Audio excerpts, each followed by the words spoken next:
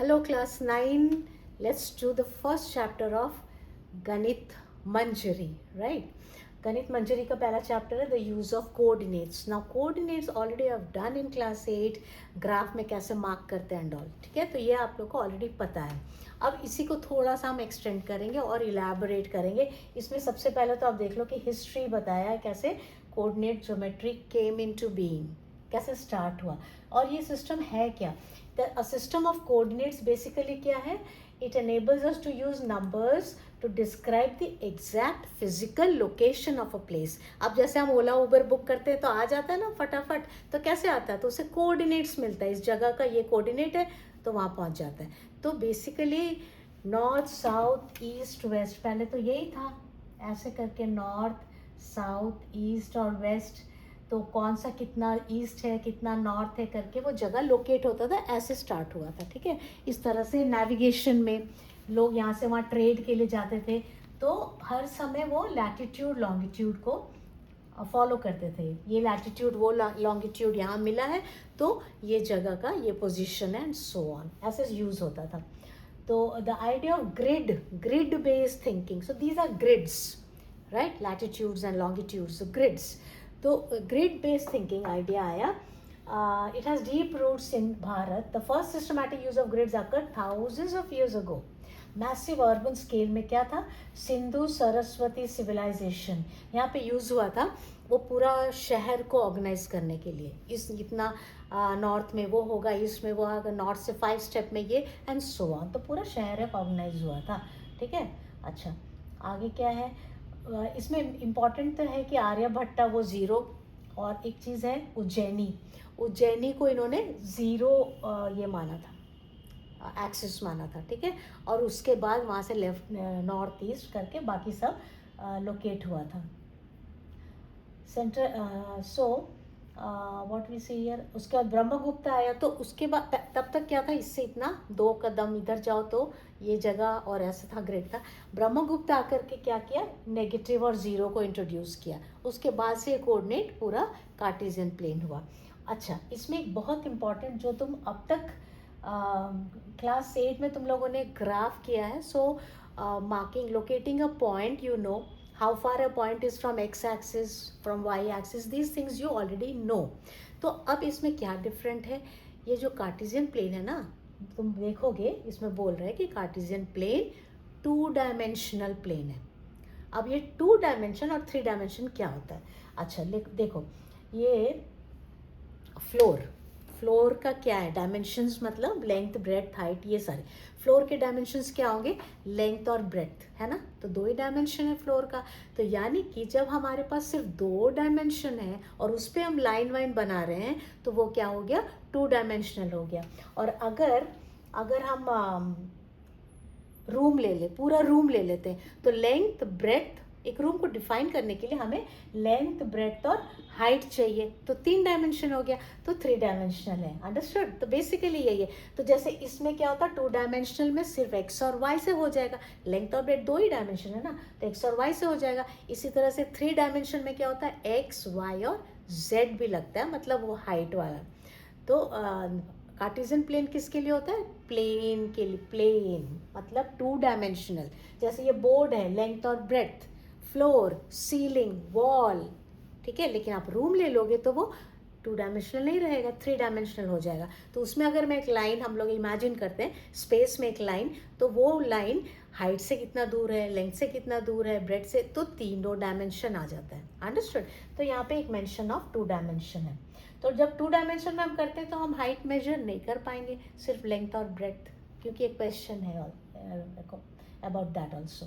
अच्छा, अब आ जाओ, इसमें क्या है, देखो इसमें मैंने ना एक वीडियो बना लिया है ऑलरेडी, पहले ही बनाई थी मैं, रिवीजन जब करा रही थी 10th का, तो उसमें मैंने कोऑर्डिनेट का 9th, अभी तो उसको रीनेम 9th के लिए हो गया, उसका बेसिक बता दिया है कि क्वाड्रेंट कौन सा है, पॉजिटिव किधर है. तो सब्सक्राइब कर लो और देखो, बहुत सारे वीडियोस बने हुए एकदम कॉन्सेप्ट क्लियर करता हुआ. So please subscribe to my channel and go through these videos. अभी जैसे जैसे आता जाएगा, I will be uploading for every this exercise, I will be uploading, okay. और कॉन्सेप्ट बहुत क्लियर हो जाएगा और सारे एग्जाम में अच्छा करोगे. देखो यहाँ पे कैसे क्या हो रहा है, ये अब इधर इधर क्या होता है, पॉजिटिव है ना। एक इम्पॉर्टेंट बात, एक्स एक्सिस पे अगर कोई पॉइंट हम मार्क कर रहे हैं तो वो पॉइंट कैसा होगा, एक्स एक्सिस का कोई भी पॉइंट होगा तो ऐसा होगा, ठीक है। 3 जीरोस में y 0 होगा, y है ही नहीं, y के तरफ बढ़ा ही नहीं, तो कोई भी पॉइंट ऑन एक्स एक्सिस, ये हमने लिखा हुआ है यहाँ पे, any point on x axis is of the form x0, any point of y axis is of the form 0y, क्योंकि इसमें x नहीं है। ओके अब मुझे अगर एक पॉइंट मार्क करना है, लेट अस मार्क दीज, वो जो दिया हुआ है यहाँ पे मैंने उसको ले लिया है, let us do this points. 4.50, अब 4.5 क्या है, प्लस है और वो x है, तो x के तरफ हम 4 और 5 के बीच 4.5, 4.50 यानी यहीं पे ये वाला हो गया पॉइंट B, 4.5 और 0, वो तो y में चला ही नहीं। अच्छा h क्या है, 0 4, यानी x के तरफ वो बढ़ा ही नहीं, सीधा y पे चला 4, तो ये पॉइंट हो गया 0 4 h। Okay now let us mark -2.90, तो x माइनस मतलब लेफ्ट की ओर, -2.9 ये 2 और -3 के बीच होगा, तो करीब करीब यहाँ पे -2.9 और 0, तो ये भी x एक्सिस के ऊपर है। 0 -4.5, तो 0 और -4.5, -4 और -5 के बीच होगा, तो ये पॉइंट आ गया, ये क्या है, G। ओके तो इस तरह से पॉइंट्स आर मार्क। अगर मैंने बोला आगे मार्क कर लो 3.5 एंड 5, तो क्या करोगे, 3.5 पॉजिटिव है, राइट के तरफ जाएंगे 3.5, और 3 और 5 3.5 ना, 3 और 4 के बीच बीचों बीच 3.5, तो चल गए हम लोग राइट के तरफ 3.5 तक।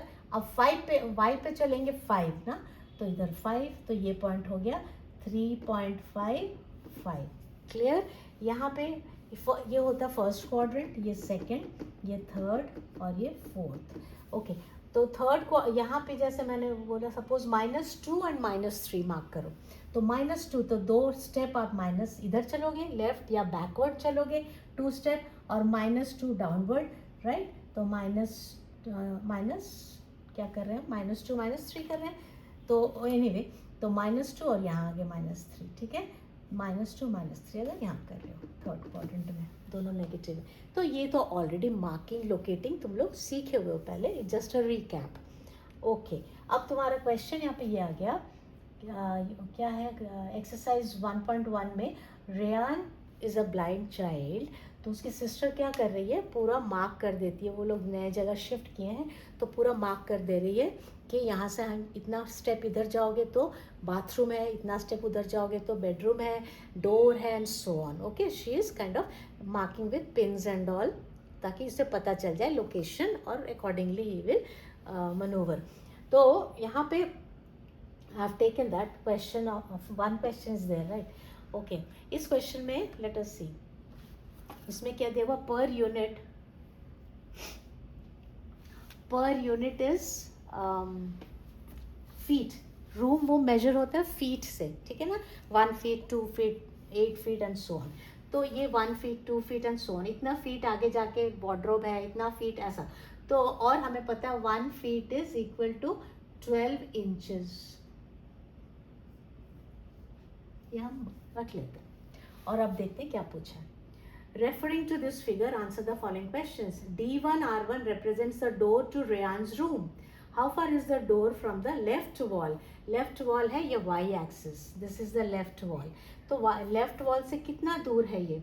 8 D1 और R1 यहाँ से यहाँ तक है ना डोर, 11.5, R1 क्या है 11.50 और ये है 80, तो लेफ्ट से कितना दूर में डोर शुरू हुआ, 8 right, it is 8 feet from the left wall, first answer हो गया 8 feet from the left wall.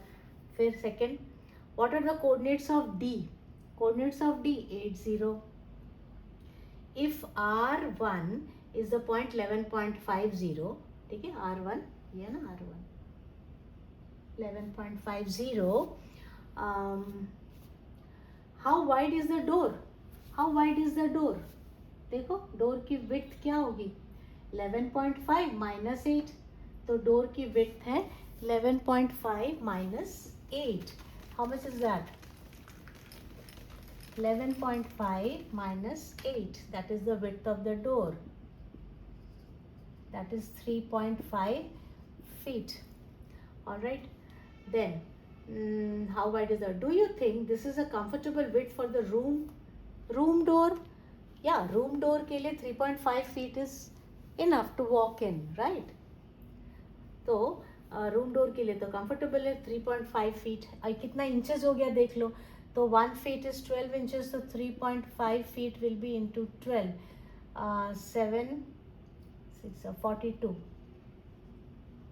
42 inches हो गया. 42 इंचेस इज क्वाइट अ ये for a person to walk in. If a person is in wheelchair, और wheelchair में वो जा सकता है कि नहीं, तो व्हील चेयर के लिए कितना चाहिए? Wheel chair normally requires 32 inches, okay, around 32 inches. So wheelchair can easily go through that. If a person is in wheelchair, he can enter. Then B1 is 0, 1.5. B1 is 0, 1.5. And B2 is 0, 4. B2 is 0, 4. अब ये पूछ रहा है ये B1, B2 का length क्या है ना, यही पूछ रहा है कि how wide is this B1, B2. B1, B2 है क्या? Bathroom door. तो बाथरूम डोर का क्या होगा? 4 माइनस 1.5. तो बाथरूम डोर का विड्थ हो गया B1, B2 minus B1 is 4 minus 1.5. क्योंकि x तो 0 ही है ना, y के अलॉन्ग है, तो 4 माइनस 1.5 विच इज 2.5 फीट. अब ये देखो नैरो, ये 3.5 है, ये 2.5 है, तो it is narrower, that is all. So I think this is all in the first exercise. Okay, so today I'll just finish this first exercise. Tomorrow I'll be uploading second. तो subscribe कर लो, सारे exercise मिलेंगे और बहुत clear concepts हो जाएंगे आपके. Okay.